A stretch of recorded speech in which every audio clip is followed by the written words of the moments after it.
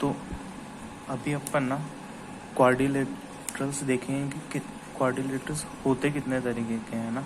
जैसे पहला जो होता है वो होता है सिंपल, मतलब बेसिक क्वाड्रिलेटर, जिसके अंदर कोई भी चार साइड हो और वो कैसा भी हो, मतलब ऐसा ऐसा, ये एक बेसिक हो गया।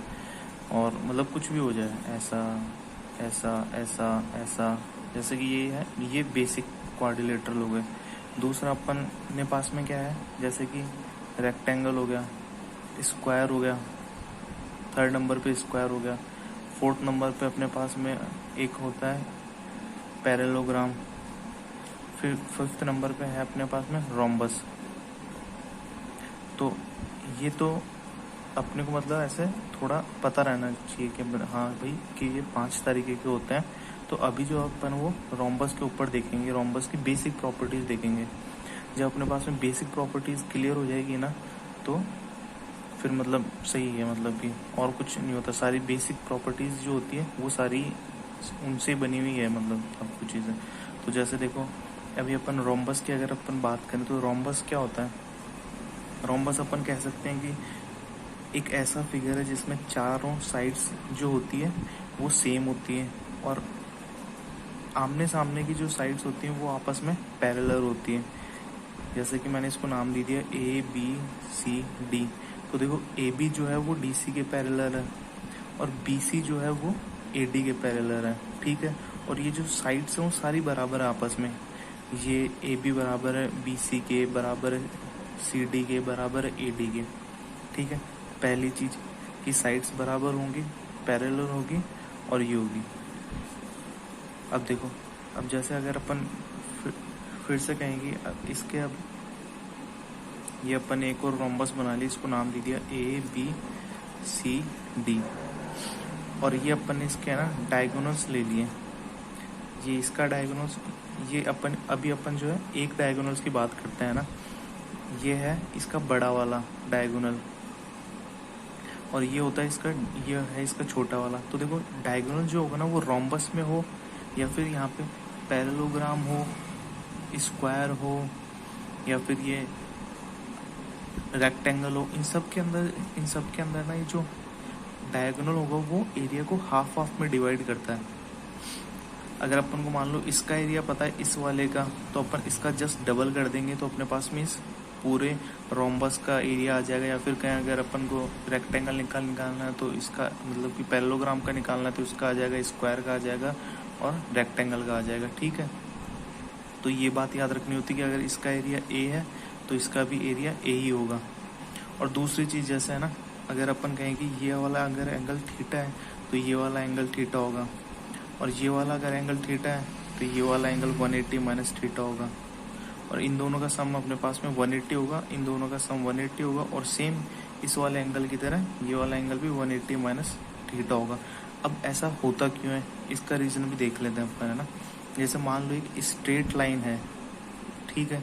अब स्ट्रेट लाइन में अपन ने दो पैरेलल लाइंस खींची है, मतलब कि ये एक पैरेलल लाइन है, इसी स्ट्रेट लाइन के ऊपर सेम इसी के पैरेलल अपन ने एक और लाइन खींच दी है ना। तो अगर ये थीटा एंगल पे जा रही है तो ये कितना एंगल पे जाएगी, 180 माइनस थीटा पे, ठीक है। अब ये दोनों लाइंस आपस में पैरेलल है, तो अगर ये थीटा है तो ये भी अपने पास में एंगल थीटा होगा। तो देखो इन दोनों का सम अपने पास में 180 हो गया ना। तो इसी तरीके से जैसे ये बेसिक प्रॉपर्टी का यूज़ यहाँ हो गया, वैसे इसकी जो बेसिक प्रॉपर्टीज होगा उनका इसके अच्छे क्वेश्चंस के अंदर यूज में हो जाएगा। तो ये अपन को ध्यान रखना है, ये ध्यान रखना है कि ये जो डायगोनल होगा वो रेक्टेंगल को हाफ ऑफ एरिया के अंदर डिवाइड करेगा, ठीक है। अब जैसे अपन और नेक्स्ट चलते हैं, तो ये रोम्बस हो गया। अब अपन बात करेंगे दोनों डायगोनल्स की, कि एक डायगोनल ये बड़ा वाला है, एक डायगोनल से ये छोटा वाला है। तो देखो एक बात ध्यान रखो हमेशा कि A, B, C और D ये हो गया। आपको पता है कि ये साइड, ये साइड, ये साइड, ये साइड, चारों साइड जो है वो सेम होगी, ठीक है। और ये इसके डायगोनल्स हैं। अब अपन ने ना एक प्रॉपर्टी, मतलब अपन ने जब आइसोसेलेस ट्रायंगल की अपन जब पढ़ा होगा, जब आइसोसेलेस ट्रायंगल्स क्या होता है कि ऐसा ट्रायंगल जिसकी दो साइड आपस में सेम होनी चाहिए, दो साइड सेम होनी चाहिए। तीसरे का अपन को नहीं पता, हो भी नहीं भी हो, तो देखो जब दो साइड सेम होती है तो अपन ना इस सामने वाली साइड से अगर जो इस वाली साइड के ऊपर अपन परपेंडिकुलर डालेंगे तो ये इसको बाइसेक्ट करेगा आइसोसेलेस ट्रायंगल के अंदर, और ये ना हाफ हाफ के अंदर भी होगा, मतलब कि ये अगर थीटा होगा तो ये भी थीटा होगा, और ये बाइसेक्ट करेगा और ये परपेंडिकुलर भी होगा।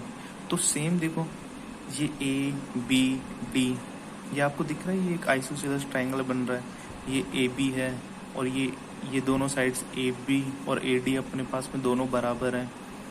तो इसी तरीके से जब अपन इसको मिलाते हैं ना तो ये यहाँ पे परपेंडिकुलर होता है, तो जो परपेंडिकुलर होगा तो ये बाइसेक्ट भी करेगा। सेम इसी तरीके से ये डी सी है और ये बी सी है, ये डी बी सी, ये ट्रायंगल आइसोसेलेस ट्रायंगल बन रहा है। तो फिर यहाँ से भी ये परपेंडिकुलर आ रहा है इस पॉइंट पे, तो ये भी इसको बाइसेक्ट कर रहा है, ये दोनों आपस में मिल रहे हैं। सेम इसी तरीके से मतलब अपन ये देख सकते हैं कि हाँ ये इसी बेसिक प्रॉपर्टी का यूज यहाँ पे होगा, तो अपन को याद रखने में आसानी रहेगी कि हाँ इसके जो डायगोनल्स होते हैं वो 90 डिग्री पे आपस में कट करते हैं और आपस में बराबर होते हैं, मतलब आपस में ये वाले, जैसे कि ए, ये मैंने ओ पॉइंट नाम दे दिया तो ए ओ बराबर होगा ओ सी के, डी ओ बराबर होगा बी ओ के। ठीक है, ये बहुत ज़रूरी प्रॉपर्टी है ना। अब जैसे नेक्स्ट अपन देखते हैं, अब जैसे अपन को पता है कि एरिया अपन कैसे फाइंड आउट करेंगे, तो देखो ये अगर अपन ने मान लिया कि ये इसका D1 डायगोनल है और इसका अपन ने नाम दे दिया D2, तो देखो एरिया फाइंड आउट करने के अपने पास में कई सारे चीज़ें होती है, वो डिपेंड करता है कि क्वेश्चन ने क्या पूछा है, किस तरह से पूछा है अपन को। अगर अपन को वो डायगोनल्स दे के रखेगा तो अपन डायगोनल्स वाले फॉर्मूले से यूज़ करेंगे। अगर उसने मान लो ये साइड दे रखी है, मतलब कि रोम्बस में तो सारी साइड सेम होती है, तो उसने रोम्बस की कोई भी एक साइड दे दी और बीच का एंगल दे दिया, तो अपन उस पॉइंट से आगे चलेंगे। तो पहली चीज़ हमेशा ध्यान रखनी होती है कि ये जो एंगल होगा वो कितना एंगल होता है, 90 डिग्री होता है। एंगल सभी अपन ने देखा कि ये जो डायगोनल्स होते हैं वो आपस में 90 डिग्री पे काटते हैं, तो ये 90 डिग्री होता है। और एक जो होता है, एक प्रॉपर्टी होती है जो बेसिक क्वाड्रिलेटर के अंदर लगती है। बेसिक क्वाड्रिलेटर के अंदर लगती है मतलब यहाँ पे अपन समझ लेते हैं कि कोई भी मान लो जैसे ये एक बेसिक क्वाड्रिलेटरल है, कैसा भी है अपन को नहीं पता कैसा है, इसके जो डायगोनल्स हैं वो D1 और D2 है। मान लो ये D1 है और ये D2 है, और इन डायगोनल्स के बीच का अगर एंगल थीटा होता है ना, तो इसका जो एरिया होगा ना, एरिया का फॉर्मूला होता है 1/2 D1 into D2 sine theta.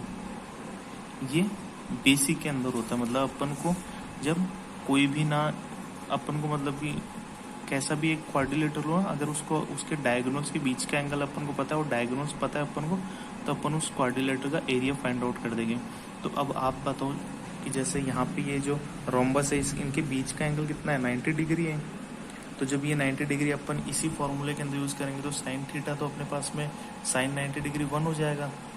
तो फिर अपने पास में फॉर्मूला क्या आ जाएगा एरिया का, half into D1 into D2। तो ये एक तरीका होता है एरिया निकालने का।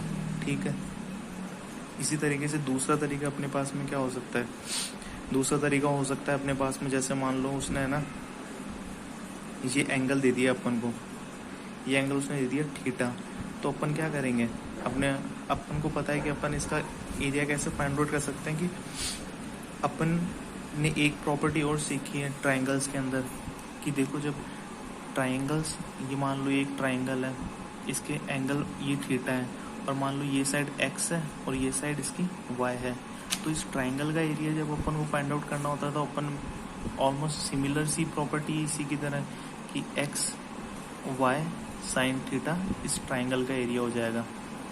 तो यही बेसिक प्रॉपर्टी अपन को यहाँ पे भी यूज़ करनी है। कैसे यूज़ होगी कि जैसे देखो अभी अपन ने पढ़ा कि जो रोम्बस होता है उसके जो डायगोनल्स जो होते हैं वो आपस में इक्वल एरिया के अंदर डिवाइड करते हैं। अगर जैसे ये वाला ये एरिया A है तो ये भी अपने पास में A होगा। तो अगर अपन ने इस ट्रायंगल का एरिया फाइंड आउट कर लिया तो अपन इसका डबल कर देंगे तो अपने पास में पूरे रोम्बस का एरिया आ जाएगा। सेम इसी तरीके से अपन को पता है कि यहाँ अपने पास में थीटा है और मान लो वो साइड दे के रखेगा अपन को, तो अपन क्या करेंगे, इस ट्राइंगल का एरिया फाइंड करके उसका डबल कर देंगे। तो इस ट्राइंगल का एरिया तो अपने पास में क्या आ जाएगा, 1/2 मान लो साइड उसने की ए है तो a इंटू ए स्क्वायर हो जाएगा और बीच का एंगल देके रखेगा साइन थीटा।